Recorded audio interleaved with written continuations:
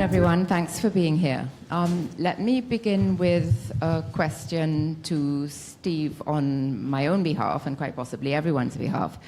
Steve, you are an American ethnomusicologist based in Indiana. How come you're the person who wrote this about Port of Spain? Well, Judy, it's nice to be here, first of all, and it's wonderful to receive this invitation from Bocas. Such an incredible festival. It's a real honor to be part of it, and to be with these three individuals to talk about one of my favorite topics, probably my favorite topic, Port of Spain. So I'm actually not an ethnomusicologist. That's my day job. I run an organization that supports research in ethnomusicology, but my background is, well, I studied English, I studied folklore. I've always had a broad interest in cultural history and cultural geography. So I came to Trinidad 30 years ago and lived here for a year and a half and wrote a book on steel bands. So I guess that identified me for life as a music person, and I still am heavily, love music. But I haven't been researching music for quite some time. Really, for the last 10 or 15 years, I've been focused more on the built environment. And again, I had some background in that, both from graduate school studies, and for many years I worked as a curator at a history museum in downtown Miami, where we had strong architectural collections, so my interest in architecture and geography grew during that period. So how did I write this book? Why did I write it? So again, I've been in and out of Port of Spain for 30 years, and I remember the landscape of when I use the word landscape, which is a key word within the book, I mean the entire built environment, the entire everything from streets to yards to squares to gardens to buildings of all types to monuments, anything that's material. So that's the way in which the word landscape's used in the book. It's the way cultural geographers would use it. And I remember the 1980s landscape, which looks so different than what we have present now. And by and I guess from my earliest days in Trinidad, I was always fascinated not only by the range of architectural traditions in the city, but also by the way in which people conceptualize and use space. And that's an immense topic, but just a couple of examples. Since I was in the early days researching steel bands, I was fascinated by the social and spatial organization of pan yards and their relation to communities and to streets. So there was that. But it's much more. The route taxi system is one of the most complex spatial phenomena I've ever, encountered. It requires so much traditional knowledge to know how to actually use the system appropriately, and I worked hard doing that. What does this mean? Sorry? What does this mean and that? Yeah. So you have to really know a lot. I mean, people who use it regularly understand that. It's just, implicit knowledge, but for an outsider, you have to learn the system. So it was things like that that fascinated me. And then by the, around 2004, 2005 is when I really thought I would try to write a book about Port of Spain. And by that point, we were in another building boom, right? And especially the downtown area, so much of, the old cocoa warehouses, so much was disappearing or had already disappeared. Every time I would come to Trinidad, I would photograph the city and, and I would try to keep track of houses and other buildings, and on each trip, more of them were gone. So it was a disappearing city. And I knew that people like Rudylynn and Citizens for Conservation, the National Trust, and historians were working on this, but the city seemed to be changing so rapidly that I thought I would try a book. And it took me a long time to figure out how to do it. I knew I wanted to do something more. It's not an architectural history. It's not the way an architectural historian would approach the city, although it certainly deals a lot with architecture. But I wanted to capture that whole organization of space, the whole way of life surrounding, and how it's embedded in the material environment. So I went to work, both in the archives principally and the National Archives. And I really want to acknowledge the wonderful staff at the National Archives of Trinidad and Tobago who had to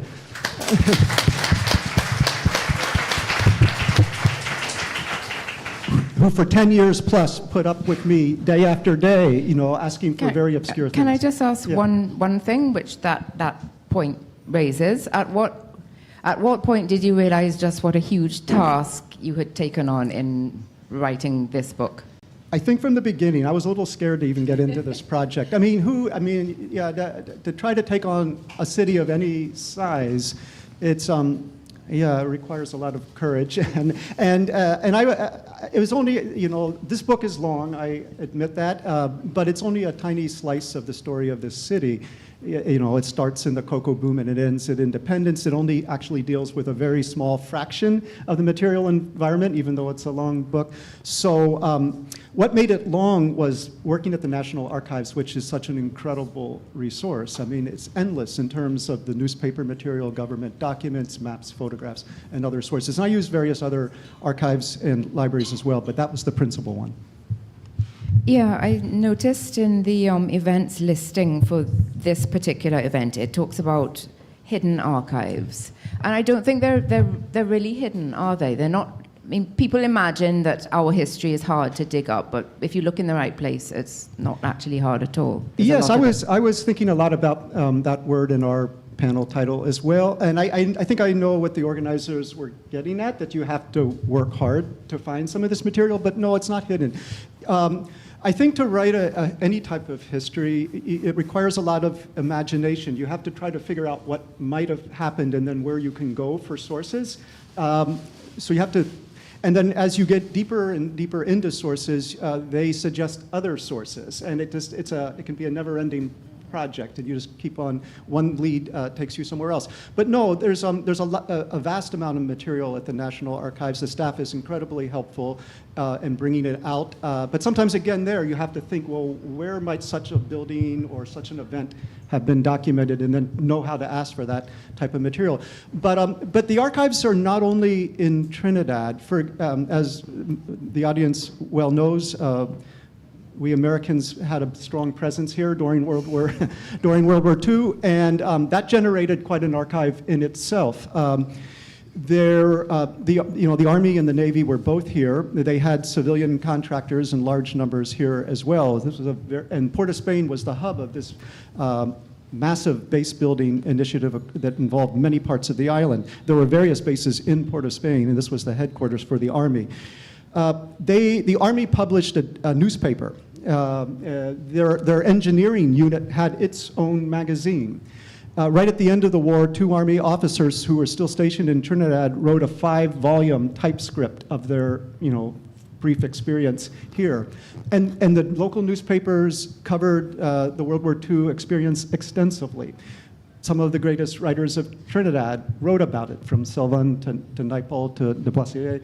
So there's a vast amount of material there. Some of the U.S. material is you have to go to the U.S. to find. It's these rare Army newspapers. TNT was the name of the newspaper published by the Army in Trinidad, Trinidad News Tips, TNT. It exists at New York Public Library. I was amazed to find it there. I thought that maybe some Army officer had donated his copies to the library perhaps after the war. When I got to New York Public Library, I saw on the back of the newspapers the address of New York Public Library. They were subscribing to it during the war, which is amazing. But to find photographs, both the Army and the Navy took extensive photographs. There were great photographers in the Army and the Navy. The U.S. Army Signal Corps was famous for its photographers. These were people who had been professional photographers and joined in the war.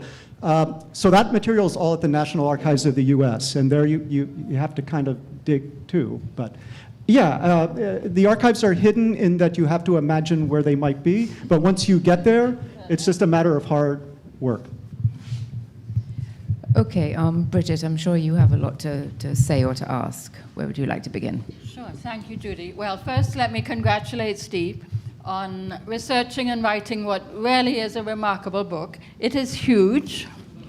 As I think Nicholas said, it is a weighty book. My copy was so heavy I didn't even bring it here this afternoon because I didn't want to carry it around Bocas all day. But, and let me say, it is absolutely an academic book. Huge numbers of annotations and one of the longest bibliographies I've seen for a long time. But it is indeed immensely readable. And I think particularly the last two chapters, for quite a lot of older Port of Spain folks, the last two chapters are the ones that deal with the post-war period, coming up to independence. It's going to be like a nostalgia trip, because some of the chapters read like an extremely well-informed, extremely erudite guidebook. So you sort of go from street to street and building to building. So I really commend it to you all.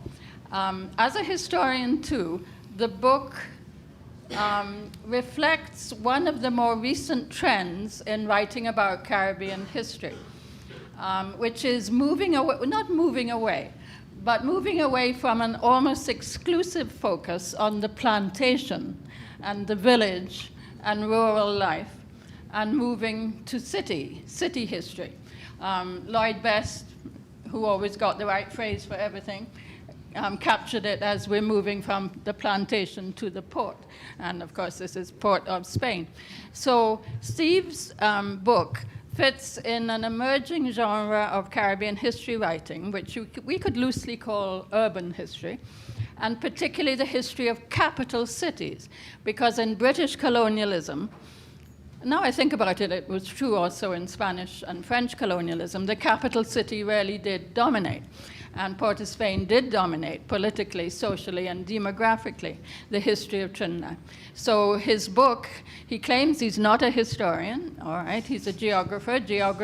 Geography is a famously amorphous discipline, which tentacles in all directions.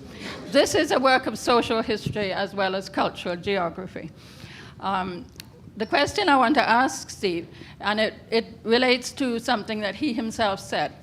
One of the key themes that runs right through the book is the way Port of Spain's citizens negotiated for the use of public space. Now, he starts his book at the period of high colonialism, 1880s. The British Empire is at its absolute zenith. The power of Britain is unchallenged, and et cetera, et cetera. And yet, the colonial authorities never in Trinidad had it all their own way, never. If you read the newspapers, the Trinidad newspapers of the 1880s and 1890s, it will astonish you how in a small crown colony, how much freedom of press there were. I've seen articles published, Judy, which you would hesitate to publish in today's newsday. I've seen articles libeling governors and chief justices in outrageous sort of ways. The press was remarkably free. The Trini people, Port of Spain people particularly, were difficult people. Rambunctious, they still are, so I hear. Rambunctious people. So even in the period of high colonialism, there was constant negotiation between colonial authorities, city authorities, the mayor and so forth, and different groups of the city's residents as to how public spaces should be used. So I wonder, Steve, if you could talk a little bit about that. Oh, absolutely. That is one of the things I really try to look at, and you can take it at almost. You can start almost anywhere, from public buildings to squares to streets. But just to take the squares, Brunswick Square was renamed Woodford Square in 1917. You know, that had existed since the 19th century. But by the latter 19th, early 20th century, they were really trying to improve the square. Eventually the bandstand came, but there was more effort to improve the walks and the plantings and keep the railway, keep the fence painted and all sorts of things, because that was seen as, even then, as the key public space. And of course, it was surrounded by the colonial regime, the court, the Red House, the court, the Trinity Cathedral, the police station was a block away. So that was, in one way, it could be looked at as, this focal point of colonialism. And the square was heavily policed. There was a lot of writing in the newspapers about how to properly use the square. There was much concern about so-called beggars and loiterers and condemnation of them and trying to remove them from the square and just control the type of activities that went on there. But as you suggest, the colonial authorities could never control this population. People were always using spaces in their own way. And obviously this was apparent in the annual Carnival, but in so many other ways as well, as in protest from the water riots to the 1990 labor strikes, would involve the use not only of the square and of the streets, but of the port itself, of the docks itself, which were another key center of perhaps the key center of the colonial economy, because this is where agricultural products were shipped out to the world and where manufactured goods came in. So to disrupt the docks was to cause serious disruption to the society as a whole. But and yes, the newspapers, like you, I've been amazed at what was published in the late 19th, early 20th century, just reading like Argos, for example. I mean, you could say just about anything. But there are other spaces where people were able to articulate alternative points of view. And another good example would be what used to be called the Carnival Band tents. This would be in the very first and second decade of the 20th century, when the masquerade bands would get together for a bit of time before the actual days of Carnival. And back then they would rehearse songs. There would be the chantwell who would have new songs for the season, and then the members of the band would rehearse the songs. And these eventually became, the calypso tents in the 1920s and 30s. And these were key spaces for articulating points of view that were different than what was being expressed in the newspapers or through official institutions and through the schools. So, and the same with the Savannah. I mean, we think of the Savannah as an elite zone surrounded by wealthy residences, the Royal Victoria Institute, the museum, Government House, the Botanic Gardens, which were also a key symbol of British power in terms of the control of botanic wealth. But the Savannah was also a site of many protests. The Princess Building, which attracted all sorts of events, dances, and recreational events, but all kinds of people spoke at the Princess Building, including people quite with strong views against colonialism. So there were a lot of, I think the key word is negotiated. All of these spaces, it was a constant give and take between different segments of the population over how to use public space, whether it was outdoor spaces like squares and parks and streets, or even public buildings. Well, I think that answer illustrates why this needed to be such a big book and how much more it is than just a history of the built part of Port of Spain. And there's a lot of detail about the places, but also about the people, the history of, there's several pages about the War Memorial and why it took 8 years to get that organized and decide where it should be. And then there was a squabble about which soldiers had the right to stand at the more prominent corner for the unveiling, and so on and so on. I just wanted to ask everybody, actually, perhaps beginning with you, Steve, when you were writing the book, what thing that you researched and discovered most surprised or interested you? So we were just talking about the tensions in the society, because this was a society with profound inequality. So there were ongoing tensions that were expressed in all sorts of ways, and whether it was through the press or through calypso or through just talk on the streets.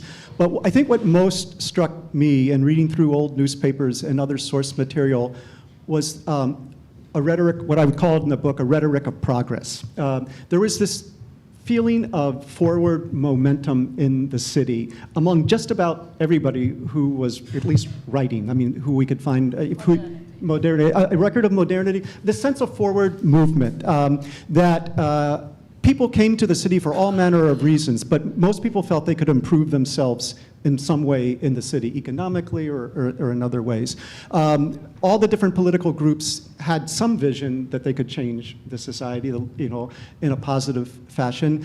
And there was also a lot of interest in improving the city. I talked a little bit about, the efforts to improve Woodford Square. That's just one small example.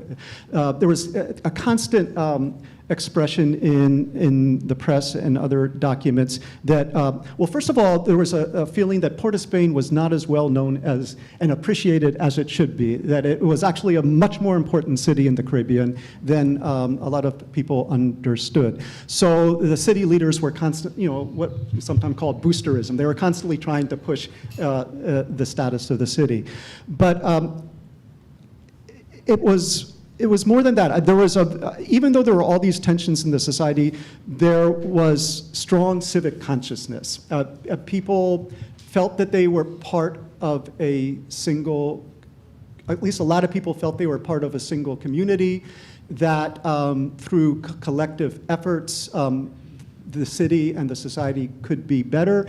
And I guess that's one of the things that struck me the most, because given the extreme social inequality, I didn't necessarily expect to hear that type of language in so many documents. Okay, let's turn to Rudylynn next. Out of everything in the book, what struck you about it most, or was there anything that surprised you about it? Well, I want to just tell Stephen thank you, and it was this is amazing, particularly for planners and architects. I am of course looking at it from that focus. The thing about this book is that for every street, every neighborhood, every district, there's a story. And that is what that's one of the things I found fascinating about it. You brought out the reason for the development and how people felt about it at the time and how people lived in the area and what the buildings looked like.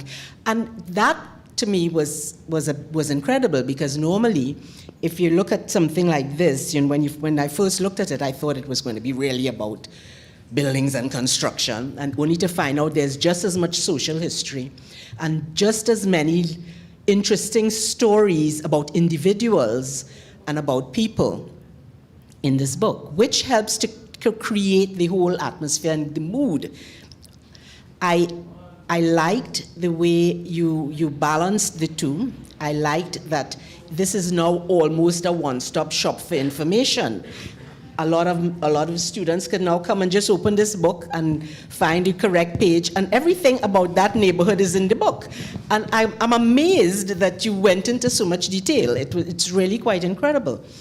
I am also particularly interested in your book about the way the transition from the colonial architecture to the modern architecture. And I feel as architects and planners, we are all interested in how the city developed from the old Spanish days coming forward, and you've done a very good job in documenting that. Even to the point of talking about Trinity Cathedral was originally built in the middle of Woodford Square. I mean, I don't know how many people know that. And I was delighted to see that in here, because it again goes back to how we have a way of getting our own way a lot of times. Really, what happened is the people just objected to that, and they felt it's a public square, and why should one denomination dominate and control? No, and protest and riot, whatever, And eventually, the Governor Woodford had to relent and dismantle it brick by brick, block by block, stone by stone, and rebuild it in a new place. So all through the book, we see this, and for everything, we fight for things, we quarrel, we fuss, and we generally come out on top. Not always, but we kind of get what we want a lot of times. And what amazed me too was that I'm reading it and I'm saying, well, what's different now? It's the same things happening, just in a different era, and the same sort of quarrels. We worried about the garbage on the road, we worried about the vagrants, it's all in the book, and these were problems even in early Port of Spain. So I found all of that quite interesting. One of the things that I wanted you to address is the whole town and country planning, the introduction of town and country planning, and how that came about and what effect it had right on the city. So in the cocoa boom era, the main individuals who would have been in charge of what we call town planning would have been the director of public works for the central government and the city engineer. And by the way, working on this study, I developed a great respect and interest in engineers, not just architects. I don't know if there are any engineers in the audience, but engineers as well as architects had such a profound impact on the city.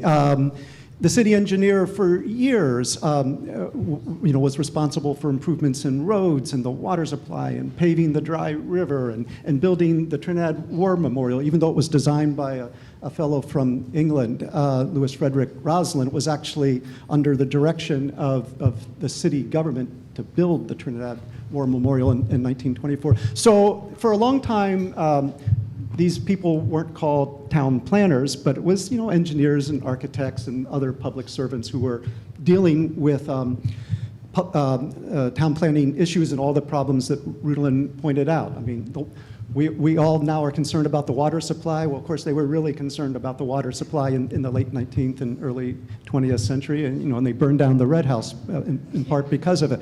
But by the 1920s, there start to be a few articles in the paper saying, this city is growing really fast. So that's one of the things that happened, during the period I was looking at from the 1880s to independence. I mean, the city was really, really growing quickly, and then it kind of peaked in population just about when I end, at independence. But with that many people moving into the city, the incorporation of outlying districts, keep in mind that Belmont and Woodbrook, or St. Clair weren't part of the city proper initially. They got annexed to the city during the early 20th century. St. James was added a little bit longer, some other districts. So with the expansion of the city, with people moving from the central city out into some of these other districts while others were moving in with all manner of housing problems in the central city, barrack yards. We can talk more about those later. All this became clear by the 1920s that there needed to be more systematic agency for dealing with all these complexities. So then by the 1930s, the central government, the colonial government, started assembling some of the people I mentioned, engineers, officials from the central government, from the Port of Spain government, from the San Fernando government, a couple of architects, brought in a town planner from England, because by the 30s, town planning was becoming a much more academic discipline. There was a body of thought. And by the end of the 1930s, there was the first legislation for town and country planning. And it controlled anything beyond a single plot, that there were now regulations you had to follow and permissions that needed to be obtained in terms of doing just about anything. And that continued for, that particular act was passed in the late 1930s. That continued for a while and eventually was determined to be inadequate. And another town and planning bill was passed in the early 1960s, which had much more authority behind it and gave central government officials the ability to control space and what we think of as zoning and that type of thing in a much more vigorous fashion. And this was something of great interest to the P&M government. They put a lot more emphasis into town and country planning. And of course, they were also interested not only in the city itself, but trying to take a national approach, because by this time, so much the East-West corridor was developing. So it became clear that town and country planning had to be an island-wide phenomenon. And so there were conferences, there were publications, and the new legislation and new officials. And Williams, I think Williams had the town planner, the official, within his own within his own ministry, office, so that he could keep close tabs on all of this. Okay, well, Bridget, we all know that you know everything there is to know about the history of not only Port of Spain, but the whole country. So I'm sure nothing in the book surprised you, but was there anything that particularly interested you? Any viewpoints or any events that Steve dealt with that particularly intrigued you? There were events, but what I wanted to draw the audience attention to is that one of the things that Steve is interested in is not just the history of the city, what was happening in the city and how the city developed, but how it was represented, the representation of the city and the way the city was changing. So, for example, he analyzes the visual, the pictorial representations of the city, maps, plans, insurance maps, architects' plans, drawings, sketches, paintings, etc.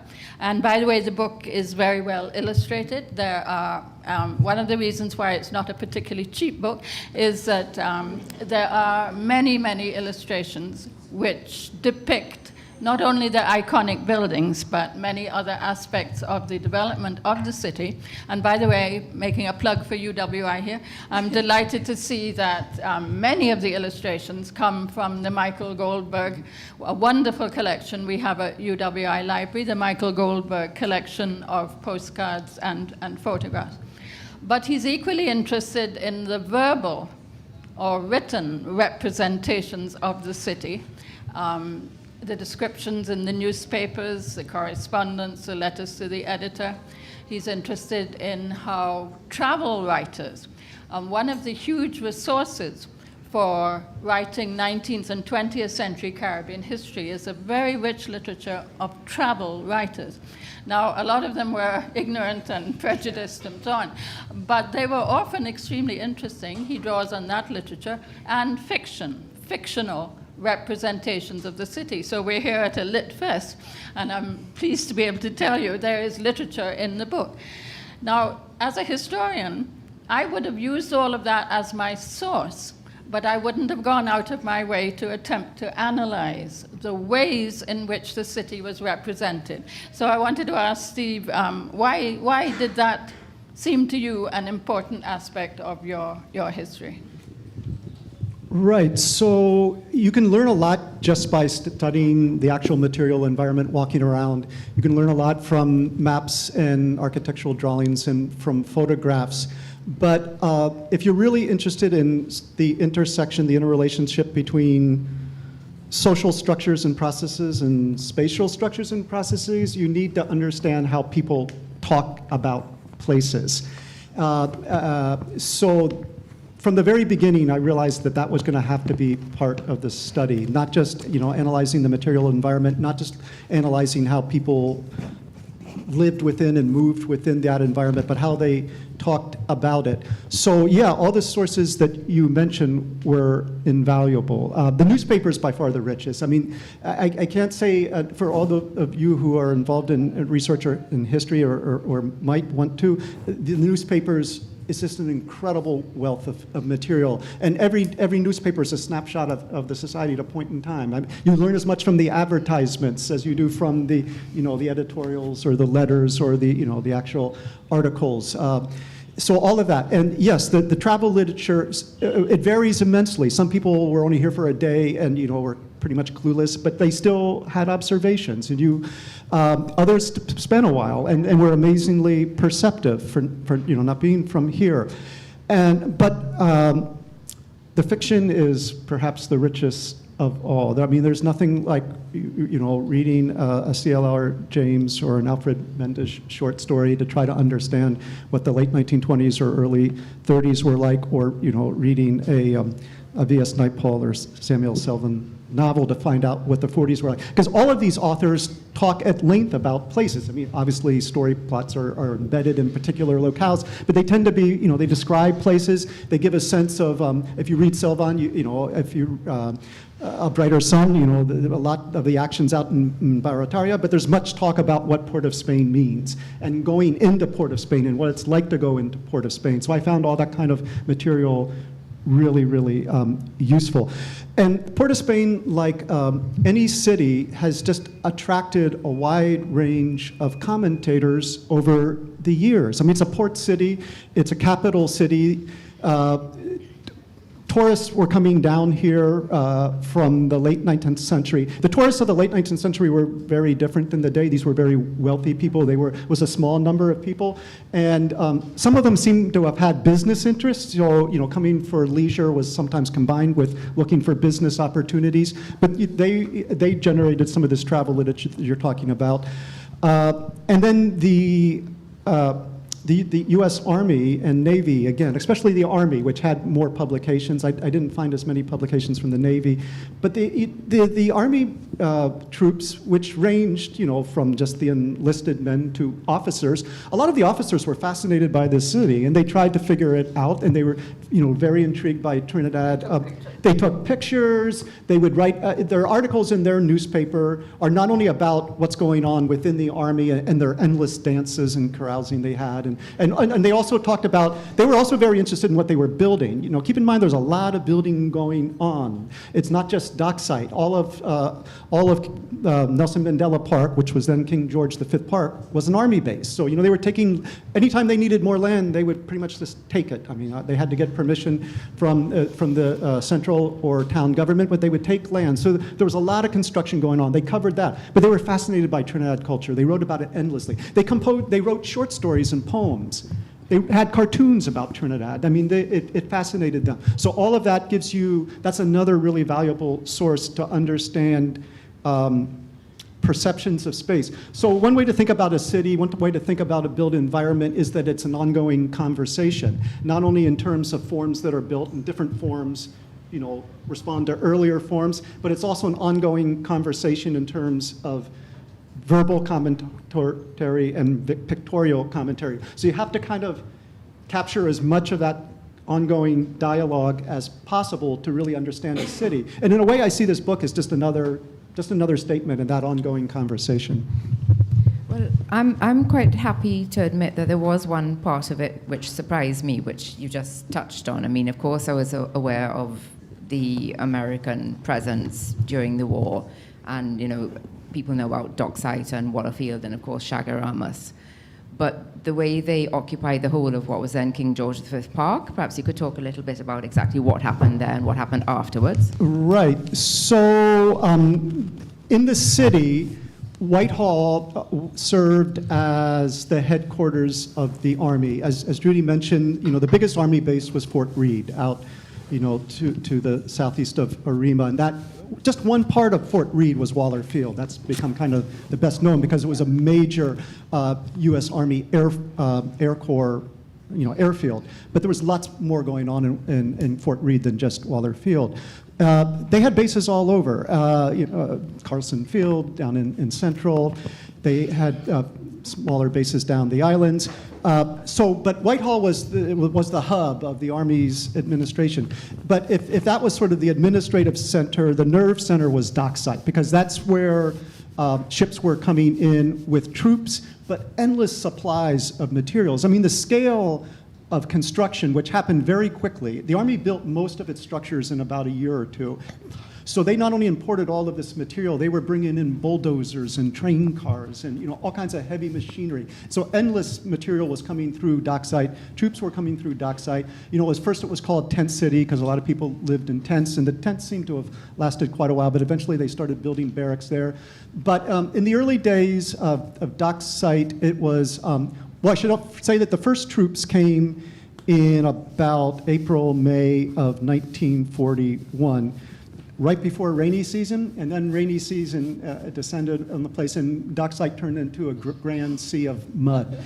And the general at the time figured there's no way he was going to have his headquarters in a sea of mud. He actually says this. There's no way they're going to respect us if my office is down up Dockside. So I need a better place. So that's when he moved up to Whitehall. At Whitehall before there had been the U.S. Army Engineering Unit. So those were architects and engineers who were responsible for the vast base building effort around the island. They got pushed out. The general pulled rank and pushed the engineers out. They went to the School for the Blind. They took over that building. So then the general was up there. But so Dockside was becoming really crowded, and they felt they needed a better looking base than that. So there was beautiful King George V Park, and they eventually, the city controlled the park. They eventually promised the city they wouldn't take down it, they wouldn't destroy any trees, but they got possession of the entire park, and they actually built a really nice looking base there. Not only did they preserve all the trees, they put in gardens, they had nice walkways, they had a parade field in the middle, they had a movie theater at one end so that the sound was an open air movie theater so the sounds wouldn't disturb people sleeping, the troops sleeping at night. The radio station, WVDI, some of the older members of the audience may remember the U.S. Armed Forces radio. It came out of there because the radio station was very important. It broadcast not only a lot of music and news from the U.S., but they were very interested in local news and music. Many Calypsonians appeared on the radio station. Local people listened to the radio. All that was coming out of what they called St. Clair Cantonment. And it was like St. Clair. It was supposed to be a more upscale base. And they just tried to create a better profile, a higher profile for how people perceived the Army. And then I'll just say real quickly that at the end of the war, there was some debate because they had quite a few buildings. There were not only barracks, there were other kind of buildings. There was some debate what to do with the buildings. They were well made. And there was thought, well, maybe it could become a medical center. And there was, for a year or so, some discussion of that. But in the end, they were just all taken down. I'm not exactly sure what happened to that discussion, why they weren't repurposed, but the buildings all disappeared. So you can walk through Nelson Mandela Park now and not know that an entire town, it looked like a town. I mean, it was really well organized. A whole town had existed there. And there's a passage in Naipaul's Miguel Street. I think it's the barber, was it Bobo the barber? Bobo the barber, I believe was the name of the barber. He knew that the war was over when, he said he knew the war was over when the buildings disappeared from King George V Park. One other thing that comes through very clearly in the book is that you seem to share this view of the inhabitants, at least in the past, about the city making progress and being forward-moving and so on.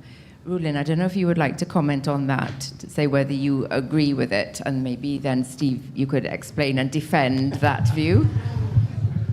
The city was forward-moving. I don't think that anybody debates that. Is it still? That's a whole other conversation.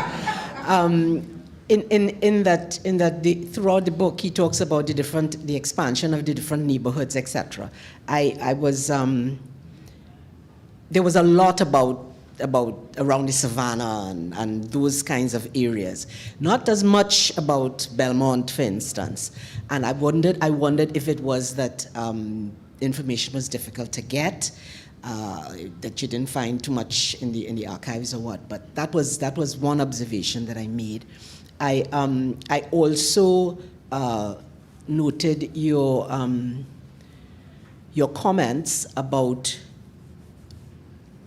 the way we have kept the names, the original names of most of our streets and parks and whatnot.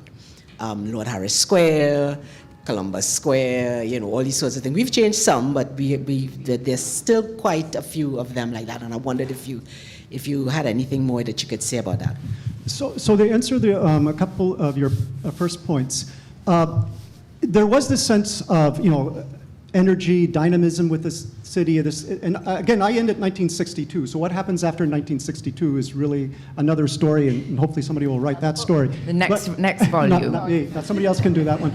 But up until 1962, there was this sense of improvement. And there were the tram lines, which was actually a very efficient form of transportation. They were introduced with electricity in 1895. And this was one of the really early tramline systems in the Caribbean and Latin America. And so there was, again, was cocoa wealth that, enabled this to happen. So, there was much excitement about having electricity in the city, having this efficient system of tram lines, being able to, to ride to different districts that helped to integrate different neighborhoods. And, in so many other spheres, there was a sense of forward momentum. The movie theaters, the cinemas were hugely important. And there have been screening of movies from the early first decade of the 20th century. But it was in the 30s that, you have what was the Metro for 1 year and became the Globe and the, the Roxy and the Deluxe. And these all had the latest technology. So there was, again, this sense of forward momentum. And as Rudylynn, as you mentioned a little bit earlier, we've run out of time almost, but the topic of modernism and modern architecture in Port of Spain is immensely important. It really took off in the 30s. One of the first figures was Herbert Brinsley, who was an English architect. But he lived here for a long period of time, and he embraced the society, embraced its built environment, its aesthetic. He designed everything from the Neil and Massey garage on Edward Street, the Alston building on Marine Square. The Treasury building was one of his masterpieces. So again, modern architecture, since it didn't reference the European past, it offered a sense of a future that wasn't encumbered by colonialism. So all this was part of the forward momentum. But you're right. Again, I want to emphasize there was extreme inequality within the city throughout the period that I address. By the end of the 1930s, as much as half of the population lived in barrack yards, which incredibly cramped, incredibly poor housing conditions. Many other people lived in self-built structures. So. Yeah, if you were living under those circumstances, whether this rhetoric of progress, it surely wouldn't have been articulated as much as it was being articulated in the newspapers. But to answer your final point, I don't deal as much with what I'm calling the surrounding districts. Most of the book deals with the central city, downtown and uptown, and the Queens Park, Savannah area. And for two reasons. One, those are kind of central to my argument, which is about how colonialism and decolonization work at the ground level as actually part of the built environment, about how people orient themselves in space. So, so many of the public buildings are within that area. Actually, so much of the population for much of this period lived in the central city. So many people were packed within the barrack yards. But yes, all of East Dry River, all of Belmont, all of Woodbrook, St. James. These are all immensely important places, and I tried to deal with them to an extent. But you're right. I was limited by space. I was also limited. I never found as much in the archives about East Dry River in particular, and that was my biggest regret. I would have liked to have included much, much more about the eastern districts, and that's a definite limitation of the book, and I hope somebody else writes that book. Okay, I'm sure our large and enthusiastic audience has things they would like to say and ask. There's a microphone which will be brought round, maybe starting over here. It's okay. Thank you very much, Mrs. Stuempfle. And I'm glad to hear what you're doing. It's being recorded.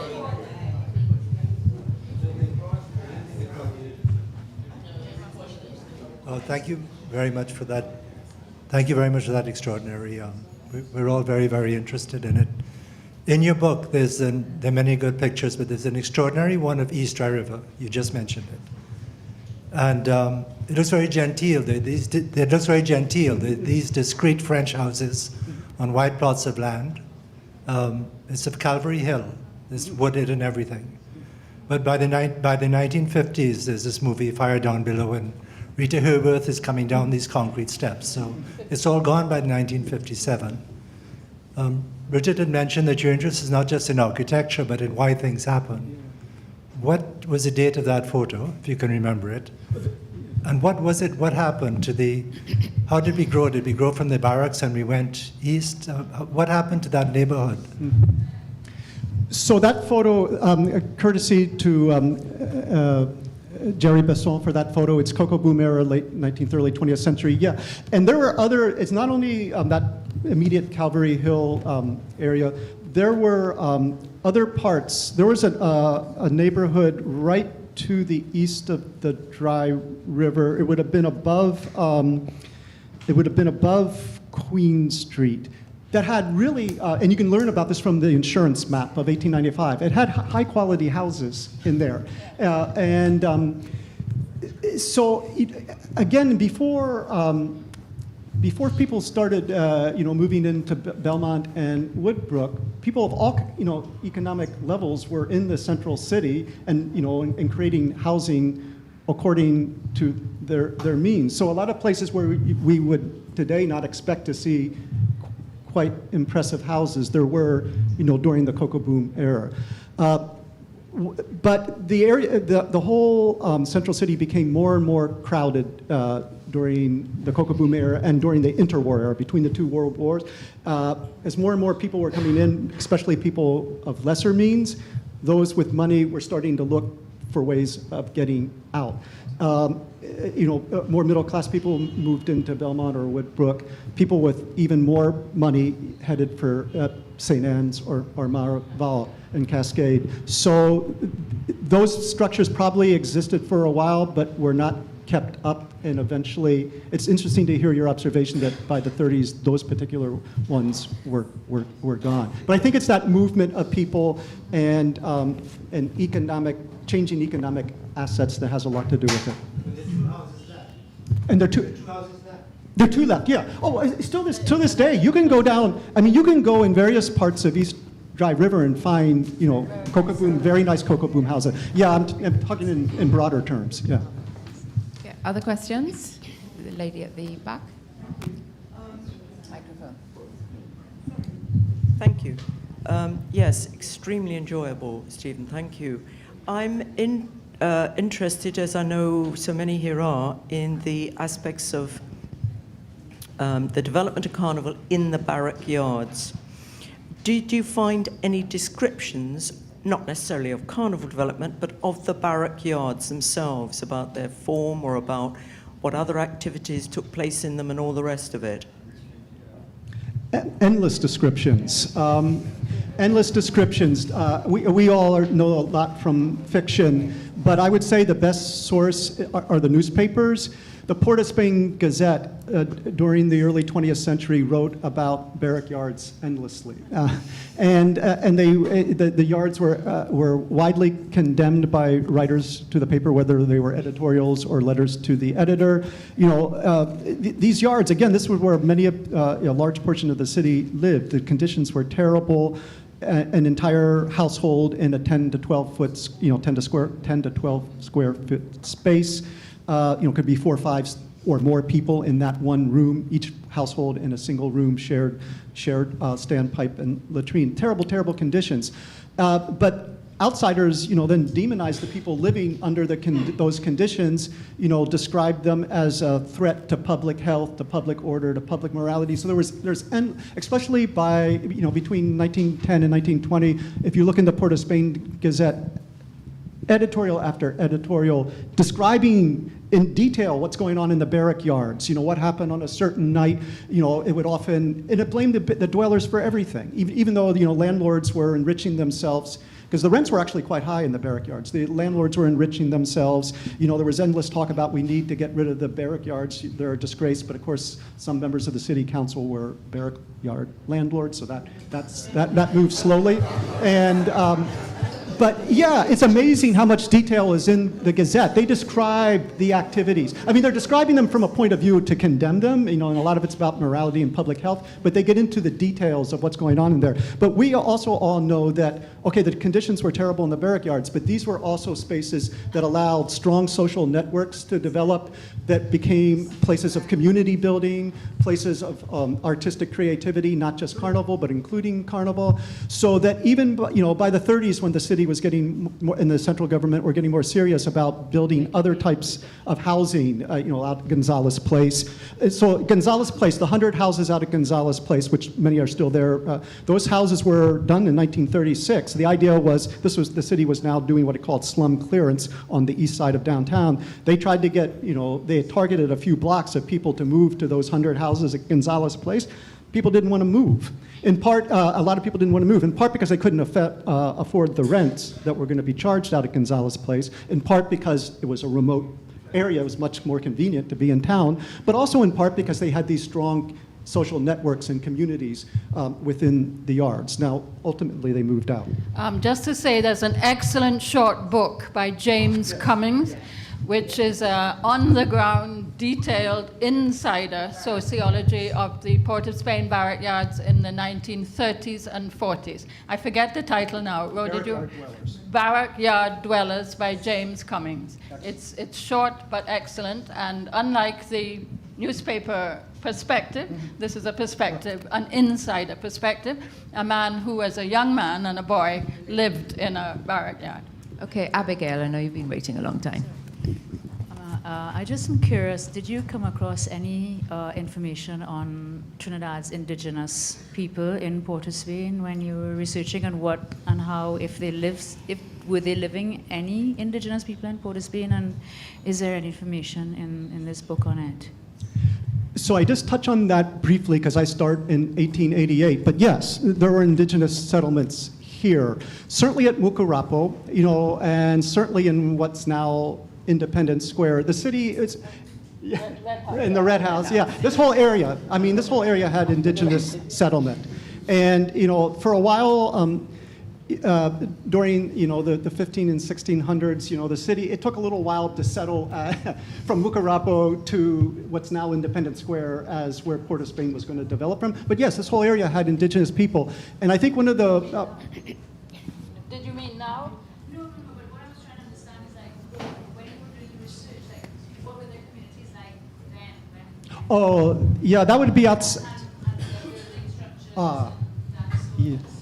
That would be outside the periods, since I started with the cocoa boom. But a good source for some of that would be John Noel Lewis's architectural history called Ajupa.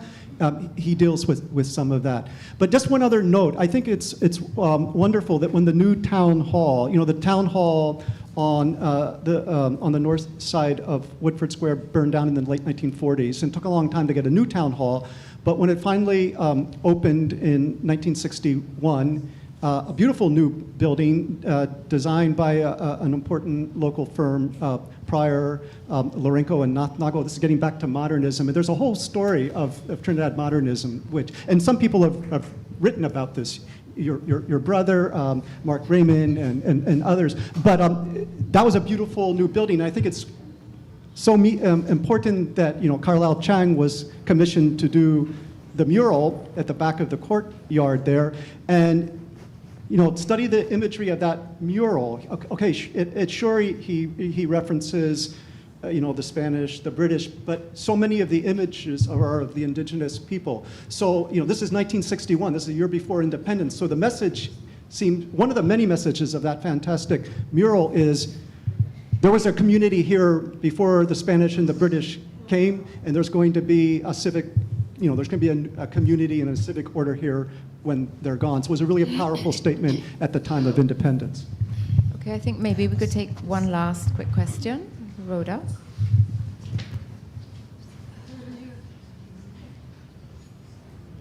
Thank you. Yes. One of the interesting things about that Barrack Dwellers book and from other sources is that Port of Spain was also an entry point for migrants. And I just wanted to know whether you say anything about this in this book, and how these migrant communities eventually become like the new Port of Spainians or Trinidadians, etc. I'll let Bridget and the others say more. There were people constantly coming in to the city from other places, from other islands, from Venezuela. If you read the newspapers of the cocoa boom era, they're constantly talking about Venezuelans residing in the hotels or other places downtown. So yeah, I mean, a lot of the character of Port of Spain involves this constant movement of people into the city from other places, as well as from the countryside of Trinidad. I mean, that's where a lot of its character comes from. And it's that constant interaction of people from many different places, which I think has a lot to do with the dynamism and creativity and the creation of new communities that you point to. And you probably have more to say about that. No, but what I did want to say, since I know time is up, is that the last two chapters of Steve's book, which deal with the town planning era and the era of modernist architecture for independence and so on. Remembering where we are right now, can we just pay respect to the late, great Colin Laird, who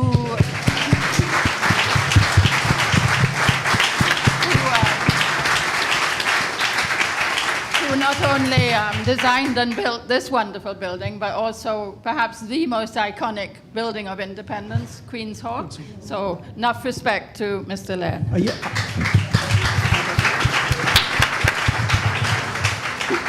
Yes, Colin Laird was so immensely important. I would like to mention just one other name. I got word a couple days ago that Oswald Glean Chase has also passed away, who was another very important modernist. Yeah.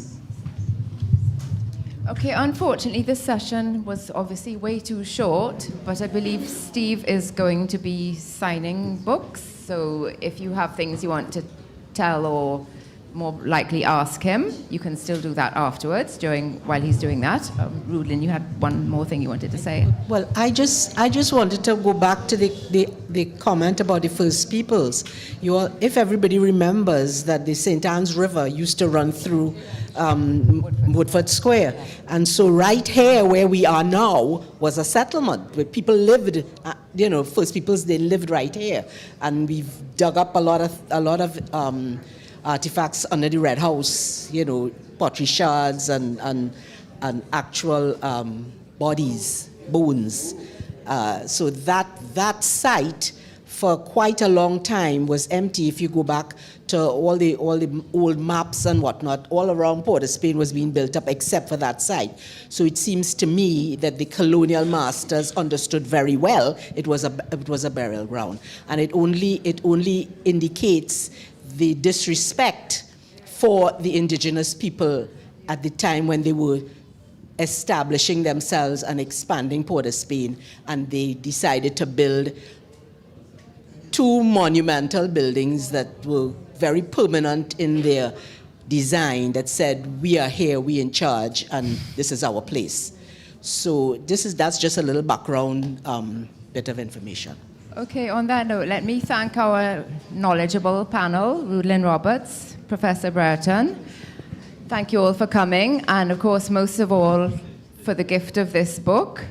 Thank you, Steve.